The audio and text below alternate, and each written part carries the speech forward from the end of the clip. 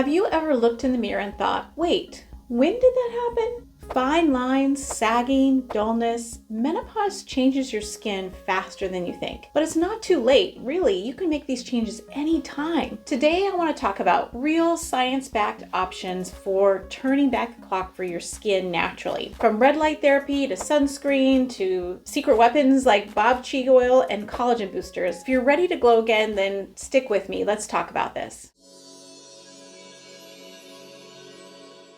I'm Dr. Jen, double-boarded OBGYN integrative medicine, and I ran a holistic practice. First, let's understand what happens with your skin. After menopause, estrogen levels decline. They actually decline in a roller coaster fashion. And estrogen is beautiful because it keeps your skin plump and hydrated and collagen production. When we lose estrogen, we lose collagen faster, up to 30% in the first 5 years. That's how women notice that they start making these changes in perimenopause. And they notice it the most in that first 5 years. This leads to wrinkles, sagging, dryness, and just feeling like your skin is not the same anymore. You can buy fancy sunscreen, skincare, of course, but there are essentials that you need to know first. Believe it or not, a huge piece of the puzzle is actually bone health. We talk about bones, our big bones, and bone health in general. We lose bone every single year, but we don't talk about the bone in our face. After menopause, women lose bone density, but not just in the spine and the hips, but also in the face and the jaw and the cheeks. And this is actually causing more sagging because if you don't have the collagen, the plumpness underneath, and then you have the bone, you get more of this kind of caved in feeling. To fight this, we need to think about bone health. We need to think about what can we make our bones healthier in general. So things like weight-bearing exercise, doing strength training, getting your teeth checked. Dental work is actually incredibly important. As you age and you lose estrogen, a lot of things change in your teeth. You're more prone to cavities, more prone to infection, gum disease. So actually getting a regular checkup by a dentist is really, really important. The other things to consider for bone health specifically, collagen supplementation, and I'll talk about a little bit about that in a minute, but also turmeric. Turmeric is amazing for bone health. Good for anti-inflammation, but also promoting better bone. Second, there's a non-negotiable. Really, you have to remember sunscreen. Even if it's a cloudy day and there's no sun, actually protection from skin damage and UV damage, it will help prevent collagen breakdown. Even if you're not laying out in the sun, you still need to use a daily SPF sunscreen, usually 30 on up. And actually, this is a great question. If there's dermatologists that watch my video, I would love to know, does it matter if it's 30, 50, or 70? To be honest, I don't know that answer, and I'm always curious about that myself as a perimenopausal woman. So making sure you're using a mineral-based sunscreen with zinc oxide or titanium dioxide will be really helpful, less irritating for more mature skin. Another thing to think about related to skincare, red light therapy. I talk about this a lot in a lot of different areas, even red light therapy for down below, but red light therapy has been known to improve skin health. It's a powerful tool for skin rejuvenation. Red and near infrared light penetrate the skin deep and stimulate collagen production, improving blood flow and reducing inflammation. Studies show it actually helps with decreasing fine lines and wrinkles, skin firmness, and helping you repair your skin. So actually helping with dark spots, pigmentation, certainly scars can actually improve when you improve the collagen. So devices that are handheld, even full panels, even as little as 10 minutes a day can make a noticeable difference on your skin. I like to use it not only for skincare, but also for mood. It's great for improving your mood. And we cannot emphasize enough that healing from the inside out is also really important. So your nutrition, a good anti-inflammatory diet, things that boost collagen, things like polyphenols that are in vegetables, low inflammatory foods or foods that decrease inflammation like omega-3s, those are avocados, making sure your skin is